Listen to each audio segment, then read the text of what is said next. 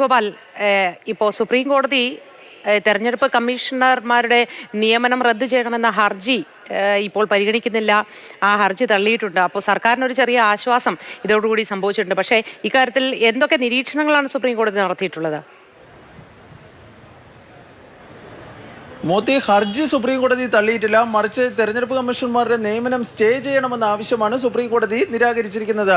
ഒരു സ്റ്റേ ആവശ്യമായിരുന്നു ഉന്നയിച്ചിരുന്നത്, ഈ ഹർജിക്കാർ ഉന്നയിച്ചിരുന്നത്. പ്രധാനമായും അവർ പറഞ്ഞിരുന്നത് സുപ്രീം കോടതി ഉത്തരവ് മറികടക്കുന്നതിനായാണ് ഇത്തരത്തിലൊരു നിയമം, അതായത് നേരത്തെ സുപ്രീം കോടതി പറഞ്ഞിരുന്നത് ചീഫ് ജസ്റ്റിസ് കൂടി അടങ്ങുന്ന സമിതി ആയിരിക്കണം ഈ കമ്മീഷണർമാരെ തെരഞ്ഞെടുക്കേണ്ടത് എന്നതായിരുന്നു. എന്നാൽ ചീഫ് ജസ്റ്റിസിനെ ഒഴിവാക്കിയുള്ള ഒരു സമിതി ഈ നിയമനം നടത്തുന്നതിന് രൂപീകരിക്കുന്നതിനുള്ള നിയമം സ്റ്റേ ചെയ്യണമെന്നൊരു ആവശ്യമായിരുന്നു ഇന്ന് ഹർജിക്കാർ കോടതിയിൽ ആവശ്യപ്പെട്ടത്.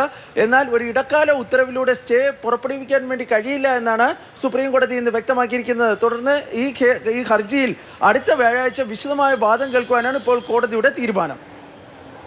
ശരി ബാലഗോപാൽ.